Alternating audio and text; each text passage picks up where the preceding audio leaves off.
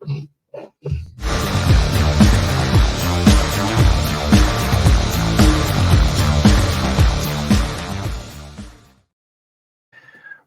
guys, welcome to Glasgow Rangers Nation with me, your host, Erin James. Obviously, please smash that sub and help this channel to keep on growing. Questions. So, Robbie Mccrorie puts in a transfer request. If Robbie leaves, what happened with the goalkeeping situation? Where do we stand with that? With Kieran Wright out of contract and leaving, John McLaughlin leaving. Where are we going to be with the goalkeeping situation? Liam Kelly close to joining. We'll look at that in this video. Also, rumours that Rangers have, or reports, I prefer the word reports to rumours, the Rangers have offered a contract to Aberdeen youngster, or former Aberdeen youngster, Connor Barron. We'll obviously address that in this video as well. And what does the future hold for Todd Cantwell, with reports emerging again of possibly him being linked with a move away from the club, with even Derek Clark of Rangers Review discussing a possible market value for Cantwell in the Rangers Review morning briefing the other day. So we'll look at Cantwell, we'll look at his future, what he could do, and is he got a future at the club, and has his relationship with Philippe Clement become so strained that he does not have a future with Rangers? Well, let's start off with the goalkeeping situation. We'll get to the Connor Barron contract offer in a moment, but let's start with the goalkeeping situation. So, situation is this. At this moment in time, Jack Butland is a Rangers player. He is under contract, but he is likely, obviously, to come under the interest of a number of Premier League clubs, if you believe the reports in the English and Scottish media at this moment in time. And a substantial bid could well turn Rangers' heads. So that's the first situation. Now, the second situation is, according again to reports, Liam Kelly is close to agreeing a free transfer switch to Rangers from Motherwell. Kelly, who was formerly at the club but never really made an impact, obviously has done very well for Motherwell in his recent times, and Rangers are, according to all reports, close to bringing him in. He is a 28-year-old goalkeeper, so I don't think this is one for the trading model. A lot of people saying that this guy is going to be a backup keeper only. His market value is around 800,000, but of course he'd be free. His contract has now expired with Motherwell. It expired on the 31st of May.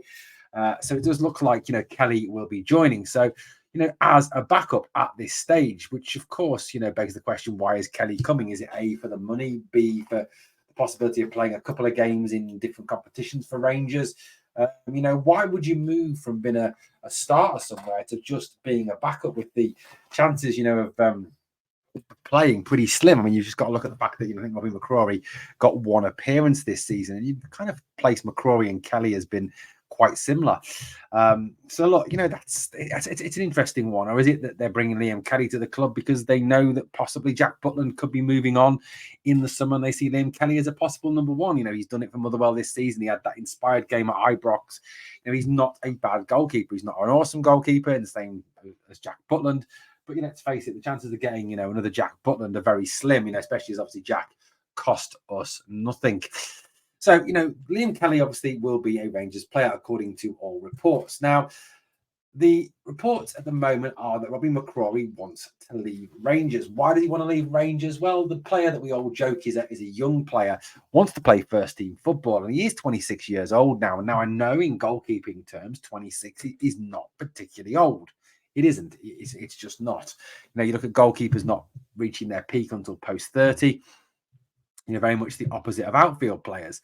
But by all accounts, Mccrorie wanted to leave Rangers in January, but was refused the option to do that, as Rangers needed to keep him for the run into the end of the season if anything happened to Jack Butland. Mccrorie did, of course, play that one game, that cup game. But, other than that, he really did not get any minutes. And, Mccrorie showed at the end of, not last season, the season before, that he is a very promising young talent. A top class shot stopper in the same mold as Jack Butland, certainly not. He is good, don't get me wrong. But there are one or two moments, particularly in that Hibs game at Easter Road near the end of the season, where he wobbled and flapped a couple of times. So he's a good goalkeeper, don't get me wrong. And I honestly personally believe, and I know some people won't agree with me on this, that if Jack Butland was to leave and Robbie Mccrorie was still here at Rangers, that he would very much be a shout for the number one spot. With Liam Kelly backing him up. Now, According to reports, Rangers want 500,000 plus add-ons for Robbie Mccrorie, which apparently is interesting Aberdeen. Aberdeen looking for a new goalkeeper. Robbie Mccrorie is certainly someone they're looking at. Rangers want that 500,000 plus certain add-ons. No real news as to what those add-ons could be. It could be an appearances thing. It could be a Europe play, gaining a European place bonus. It could be it could be some sort of other sell-on fee. It could be, getting in the Scotland squad. It could be any number of things that Rangers want adding into this contract to ensure that it is financially viable for them.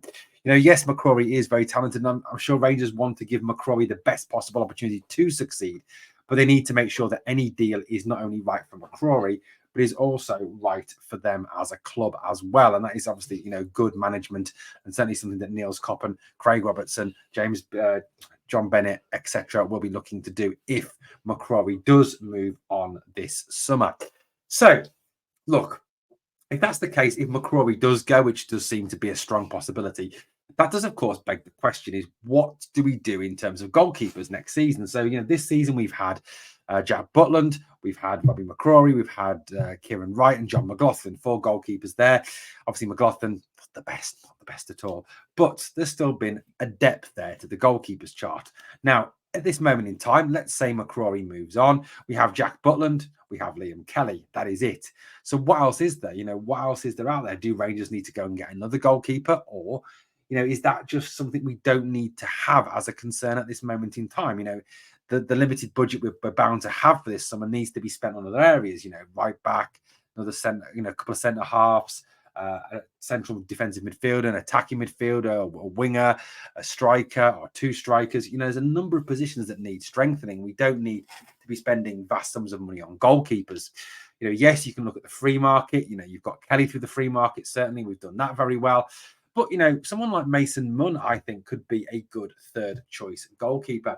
Mason has been outstanding this season for the Rangers under-18s and had an absolute starring role in that Scottish Youth Cup final that we did the live stream here on the channel on. He was absolutely brilliant, pulled off some absolutely Jack Butland-esque saves. The English goalkeeper is very, very highly thought of at the club. And he's very highly thought of in general. Reports earlier this year suggested that Manchester City, Arsenal and Liverpool were all sniffing around Munn and were trying to get him to come back south of the border. At the moment, he's obviously still under contract to Rangers. He's still a Rangers player, and the longer that continues, the better. So could it be that Munn could be our third choice? Now, a lot of this depends, of course, on Jack Butland remaining as Rangers goalkeeper. It's a difficult one because, if somebody was to come in and bid 15 to 20 million for Butland, I think the board would look. I genuinely do. Philippe Clement has said, he's not for sale at any price, but I think, that's not true because every player has their price. As I've said in the past, I'm sure that Alfie Haaland has his Erling Haaland. I'm sure Alfie Haaland a very cheap price, actually. Erling Haaland has his price. Kevin De Bruyne has his price. Martin Odegaard has his price. Everybody has their price at the end of the day, and I'm sure there is a price that the club could not allow to pass them by for Jack Butland. Now, if Butland was to leave, where does that leave the goalkeeping situation then? It leaves us with Liam Kelly. If Robbie Mccrorie leaves as our number 1 and Mason Munn as our backup, that's it. Where do we go from here? It is a situation that we're probably going to have to address only if Butland moves on, making it so imperative that we do hang on to Jack Butland, especially if Robbie Mccrorie leaves. This summer is really shaping up to be one of the most complicated, one of the most intense, one of the most exciting summers ever in terms of this rebuild that is underway. We've had the 2 signings so far, Cortez and Hefte.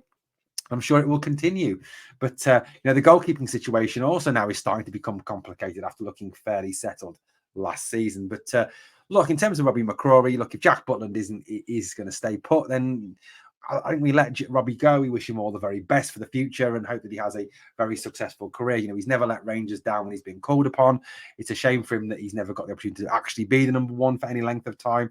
But it's just the way things are. And when you've got Jack Butland in the squad, what do you expect? And obviously we hope that Liam Kelly can come in and be a great backup and that Mason Munn could even be that third choice goalkeeper. Well, let's move it on now and talk about Connor Barron. Now, Connor Barron was one of the players we mentioned in the podcast the other night. We talked, didn't we, about young Scottish talent and how Rangers in the past have been successful when they've had a number of Scottish players, a core of Scottish players to their team, likes of Richard Gough and Ian Ferguson, Derek Ferguson, Ian Durrant, Stuart Monroe, Ali McCoist, Chris Boyd, Gordon Jury, Neil McCann, Barry Ferguson. The list just goes on and on of outstanding Scottish players that have played for the club. And I'm not suggesting for any minute that the players that we talk about now, these young Scottish players, Lennon Miller, Connor Barron, Lyle Cameron, so on and so forth, are in the same class as any of those players. Those were top class Rangers players. But reports have emerged today that Connor Barron, who is the subject of interest from across Europe, now he is out of contract, that Rangers have offered him a possible contract. Now, there was reports that back in January, Rangers attempted to get him to sign a free contract. They also attempted to sign him on a cheap fee, which Aberdeen, of course, turned down because, let's face it, we all know how much Aberdeen hate us. Connor Barron's contract, of course, expired on May the 31st. So he is now out of contract and free to talk to other clubs. Now, according to reports in the media, a number of English Championship clubs are looking at him. One of them I've heard rumors is Coventry City. I mean, why the hell do you want to go to that little Mickey Mouse shit team? God only knows. Bournemouth of the Premier League apparently also sniffing around Barron. Sassuolo and Cagliari from Serie A, just some of the clubs that appear to be looking at Barron. Now, reports from Scotland and from Aberdeen have indicated that Barron may want to go and play abroad, following in the footsteps of obviously Lewis Ferguson, another player that we missed out on. But look, if there is a contract offer there, if there genuinely is a contract offer there, I hope Rangers have pulled out all the stops to try and get this lad. Look, for me, missing out on Lewis Ferguson, missing out on Josh Doig were massive mistakes by this club. And I think, it was at a time when obviously this squad, up until I think now under Coppen and Clement, has been spectacularly badly managed. It has been absolutely awfully, just mistreated. I mean, under Douglas Park and the absolute god-awful Stuart Robertson and the absolutely god-awful Ross Wilson, the squad was massively mismanaged, and after 55, Wilson and Robertson are absolutely culpable for throwing away the opportunity to put Celtic back in their box long term. As Stephen Gerrard says, you've got to fix the roof while the sun is shining. So Connor Barron is certainly someone, that, like I said the other day, that I do hope that, Rangers are looking at. It does appear that we have possibly tabled this offer to him. It's all down to him now. If he wants to come, he signs the contract and comes. And I think, he's a player who could really thrive at Rangers. He gets European football, regular European football, something all those other teams cannot offer him. Cagliari, Sassuolo, Bournemouth, Coventry City, teams like that cannot offer him your regular European football. Playing in front of 50-odd thousand at Ibrox week in, week out. And he's a player who is, can play attacking midfield, central midfield, defensive midfield, can play a number of positions, and certainly would work well, I think, as part of that midfield pivot too, in front of the back four. His range of passing is good, his energy is good, his ability to go box to box is good. We count towards a Scottish quota for Europe. He's played really well against them this season, and outplayed O'Reilly, Hatate and McGregor in that semi-final, something that we do need to do on a regular basis if we're going to do what we need to do desperately, which is get back to winning Old Firm games. So look, if the offer is true, if this is all down, if this is actually what we're doing, then let's hope that that we can secure Connor Barron, and this contract offer that apparently is on the table is genuine, and Barron and his representatives are looking at it and are seriously considering it. Well, look, one of the greatest enigmas of Rangers football over the past couple of seasons, Todd Cantwell.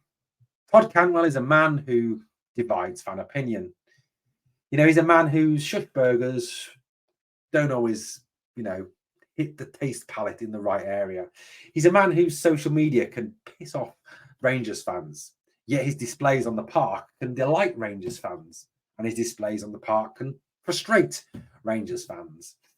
His dribbles, at times Gaza-esque, other times too many touches, just shocking. He is an enigma, but, undoubtedly he is one of the most skillful players in this squad. Absolutely super talented. His range of passing is very good. His ability to unlock a defense is excellent. His ability to run with the ball He's very good. His ability to lead the high press is good. His energy is excellent. He's often the player at the top of that high press, leading that press, working hard, closing players down. He scored 8 goals last season. Look, that I like Todd Cantwell. You know that I'm a big Todd fan, that I like the way he plays the game. I love the fact that he's one of us. I love the fact that he's Todd the Prod. I love the fact that he hates Celtic. Look, I love all those things. I love the fact that he winds them up, and the comments you get about him from them is just hilarious. Whenever I post anything on the TikTok account, for example, especially about Todd, I get just dog's abuse from them, and it's absolutely hilarious. The obsession is just pathetic and just completely comical. But, his relationship at times this season has appeared very strained with Philippe Clement. And, Clement's, at times left him out of key games and played Tom Lawrence ahead of him, the 2 Old Firm games, for example, before the final, which Lawrence was injured for, which, may account for Cantwell starting. But, Cantwell was hooked after half an hour in the Aris game. He has had times when the manager's clearly been very frustrated with him. Other times he's been subbed when perhaps he shouldn't be by the manager, and players brought on, like the cup final, for example, taking him off and bringing on Scott Wright was a huge error from Philippe Clement. So, look, he is someone that the manager does appear to have a little bit of an issue with. Is this down to his attitude? Possibly. The manager wants players who, will play in multiple positions, will not just want to play one position, that don't want to make it about them. He seems to be very much a team kind of guy. And does Cantwell necessarily fit that team ethos? At times, with his social media outbursts, with his demeanor, with some of his celebrations, he kind of doesn't always fit that. And he's had a lot of stick for that. The Schussberger one, for example, the whole, just the way at times he conducts himself has rubbed some fans and perhaps even the manager up the wrong way. So it is a debate. Now, according to what I've read and what I've seen, there is possibility that he could be sold this summer. Derek Clark of Rangers Review said that you'd be looking at anything from 3 million plus for Cantwell. If an offer of 3 million plus came in for Cantwell, the club would seriously consider it. I am slightly concerned that, that we are perhaps looking at moving. Sorry, no, I'll rephrase that.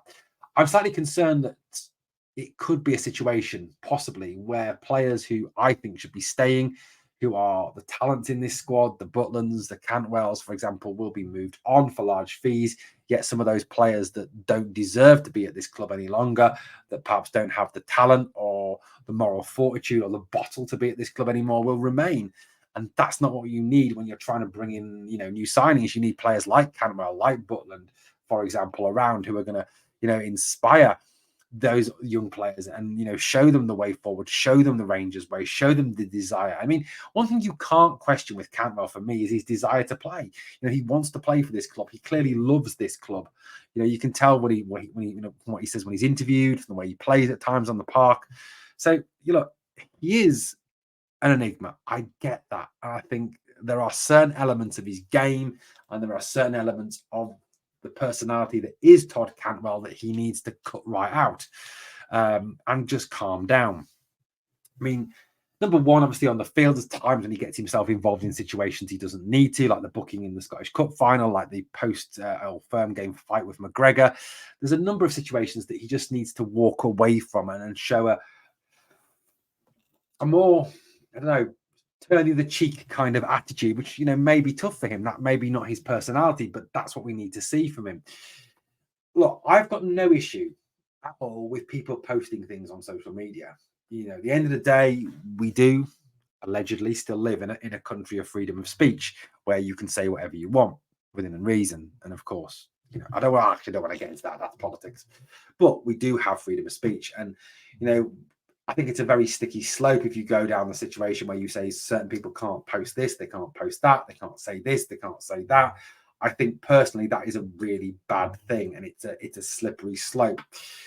However, I do believe at times, though, that Cantwell perhaps needs to show a little bit of,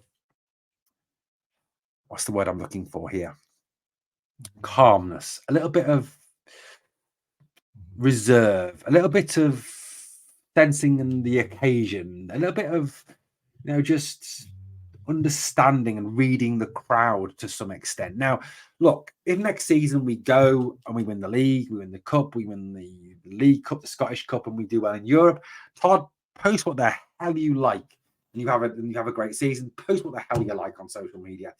If we smash Celtic in the first Old Firm game of the season at Parkhead, Todd, go on social media and post whatever you want, winding them up. I couldn't give a monkeys in that situation. However, until that happens, perhaps show a modicum of calmness, a modicum of decency, a modicum of just control over what you write and what you publish. Don't put song lyrics up that can be misconstrued. You can put song lyrics of songs that you're listening to, and people completely can misconstrue what you're actually insinuating. And I think at times that bird in a cage one, perhaps the manager and perhaps us as fans misconstrued what he was saying. Perhaps he was just liking the song. I don't know. With Todd, who knows? But at the same time, Todd, I will die on this hill to defend your right to say what you want when you want. All I'm asking is perhaps you just consider the audience, read the crowd, and kind of hold back at times what you want to say. There's a number of things, for example, that I want to say. Things I would love to say on this channel about Celtic. There's things on this channel I would love to say about certain individuals, but I hold back because I know that you just don't do it. But that's just how we are. That's it, isn't it? Just my thoughts, my feelings. If it is a situation where he's sold, then as long as we get a big fee for him and that's then reinvested the right way into top talent, look, we have to accept it. We have to trust the manager, trust the director of recruitment, and let them get on with it. Well, lots to discuss, obviously, in this video this morning, this afternoon, this evening. Depends, obviously, when you've picked it up. Please, obviously, subscribe to the channel so you don't miss out. Guys, thank you for watching. As always, it's been a pleasure speaking to you here on Glasgow Rangers Nation. Love doing this. Love talking to you guys. Hope one day this will be the only thing I have to do. No more working 45, 50 hours a week in retail. Hopefully this will be it. So please help out by smashing that sub and watching the content. Thanks for watching. As always, on the way out, there's two things I always ask of you. Number one, smash the like. And number two, remember always, we are the people.